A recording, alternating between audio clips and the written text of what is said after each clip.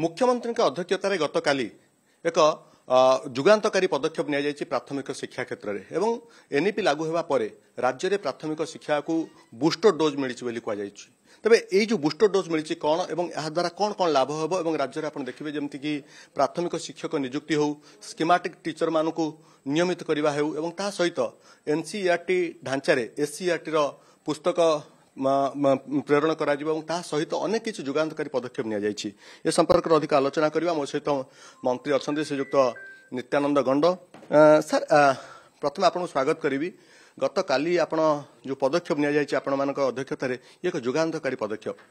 मुख्यतः सर आम जहाँ देखलु टीचर नियुक्ति गोटे बड़ चैलेंजेस थाए आपण एवं ये क्षेत्र में प्रत्येक वर्ष 15,000 पाखापाखि टीचर नियुक्ति करा कौन कौन सा निष्पत्ति मोटामोटी भाव में देखु गतकाली आमर प्रिय मुख्यमंत्री मोहन चरण माझी अध्यक्षतार शिक्षा विभाग एक गुरुत्वपूर्ण बैठक होता एवं ये बैठक रे विशेष करी जातीय शिक्षा नीति को आधार करी जहाँ जहाँ आवश्यकता रही ताकू गतकाली मीटिंग रे गुरुत्वपूर्ण विषय गुड़िक उपर आलोचना होती एवं ताको परवर्ती समय रे कार्यकारी करने पदक्षेप निया हबो जे मु निश्चय माननीय मुख्यमंत्री को बहुत बहुत धन्यवाद ज्ञापन करी जे से जड़े शिक्षक थिले तेणु शिक्षार विकास प्रति तांकर दृढ़ इच्छा शक्ति रही एवं विशेषकर प्राथमिक शिक्षा व्यवस्था रे जो विपर्यय परिस्थिति थिला से सुधार आने माननीय मुख्यमंत्री सबुबले प्रयास रही तेणु गतकाली जो निष्पत्ति होती विशेषकर जो शिक्षक अभाव रही ताकू पूरण करने नूतन शिक्षक पदवी सृष्टि करने निष्पत्ति होती कि 3 वर्ष भितर प्राय 45,000 शिक्षक जमती कि 44,333 शिक्षक एमती नियुक्ति हम प्रति वर्ष 15,000 शिक्षक 3 वर्ष रे प्राय 44,433 शिक्षक नियुक्ति हेबे तापाई गतकाली निष्पत्ति हेछि एवं परवर्ती समय रे ताको कार्यकारी नेबा पई पदक्षेप निया हबो एवं सही भली भाव रे जो माने भी जूनियर स्कीमेटिक टीचर जो अछंती जेटीएस अछंती सेमान को भी परवर्ती समय रे केमती तांको रेगुलर करा जीवो नियमित करा जीवो ता पई भी आलोचना हेछि स्कीमेटिक टीचर केबे सुधा नियुक्ति हेबे देखंतु स्कीमेटिक टीचर तो आमे गत दिन मानकर 16,009 शिक्षक नियुक्ति देइछु तांकर दरमा भी वृद्धि होइछि एवं परवर्ती समय रे सेमाने केमती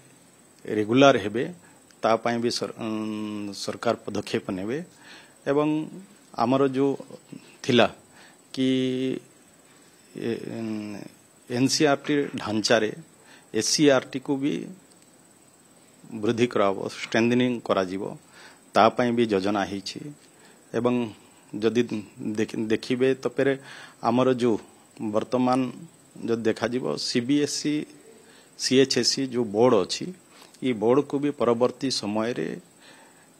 एकत्रित करा जीवो मर्ज हबो एवं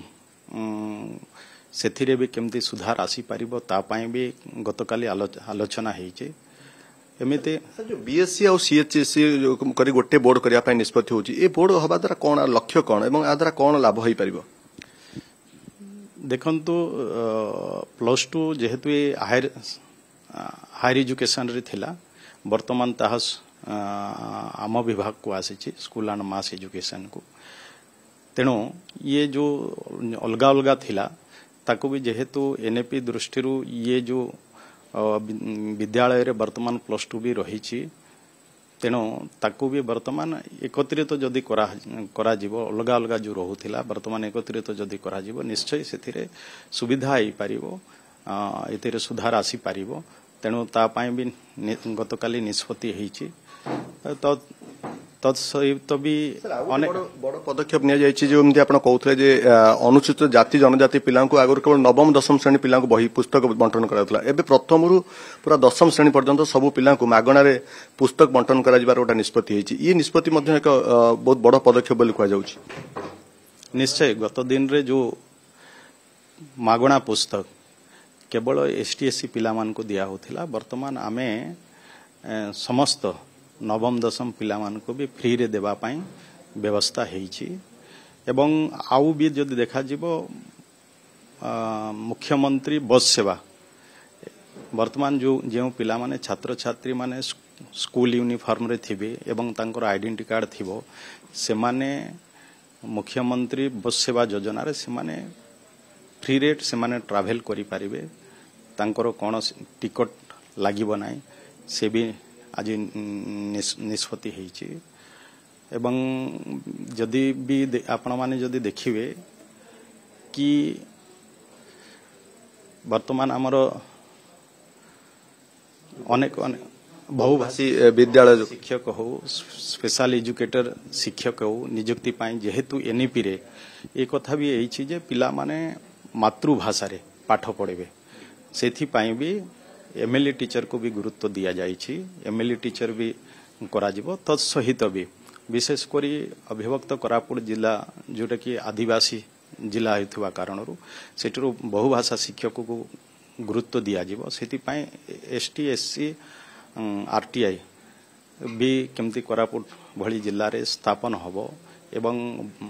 बहुभाषा शिक्षक को और केमती स्ट्रेंथनिंग करा जिवो सेथि पाई भी गत कालीर मीटिंग रे निष्पत्ति हेइछि एवं स्पेशल एजुकेटर एमानकर कथा भी नियुक्ति हबो जे जो पिला माने डिजेबल अछंती छात्र छात्री माने सेमानको भी जो भलो शिक्षा देवा आवश्यकता गुणात्मक शिक्षा देवा आवश्यकता अछि सेथि पई ये होइछि आउ भी हमरो 300 पिला जो माने हॉस्टल रे आम विभाग रो अनेक हॉस्टल भी रहिछि एवं सेठी छात्र छात्री पाठ पढुचंती तांकर स्वास्थ्य पाई जरूरी थिला जे एनएम नियुक्ति करिवा पाई आमे प्रति 300 पिला मानकरे जणे एनएम नियुक्ति दबु ता पाई भी गतकाली निष्पत्ति हेइछि तो एमती जदि देखा जिवो जे शिक्षा क्षेत्र गोटे वैप्लविक परिवर्तन आनिबा पाई विशेष करी जो रिक्रुटमेंट पॉलिसी अछि सेथिरे भी परिवर्तन आसीबो ता पाई भी गतकालीर बैठक रे निष्पत्ति हेइ सारिछि निश्चय आगामी दिन रे एथिरु जणा पडु जे आगामी दिन रे शिक्षा क्षेत्र गोटे वैप्लविक परिवर्तन आसीबो ये समस्तक भितरे गोटे आशार संचार खेलिछि। आपण जहाँ शुणुले जे मो सहित स्कूल एवं गणशिक्षा मंत्री नित्यानंद गंड अधिक आलोचना करथिले एनईपी राज्य रे लागू हेबा परे किबळी भाबरे शिक्षा क्षेत्र को अति सुदृढ़ करा जाउछि प्राथमिक शिक्षार सुदृढ़ीकरण करा जिबा सहित आर किबळी भाबरे विकास हेइ परिबो ता उपरे यथेष्ट गुरुत्व दिया जाउछि सरकार समय एवं गतकाली मुख्यमंत्री के अध्यक्षता जो बैठक हेतिला ए बैठक जो समीक्षा बैठक रे अनेक किछि गुरुत्वपूर्ण निष्पत्ति होइछि जहाँ उभय शिक्षक एवं ता सहित जो माने छात्र छात्री सेमानका पई एक जुगांतकारी पदक्षेप बोली कहा जाउछि।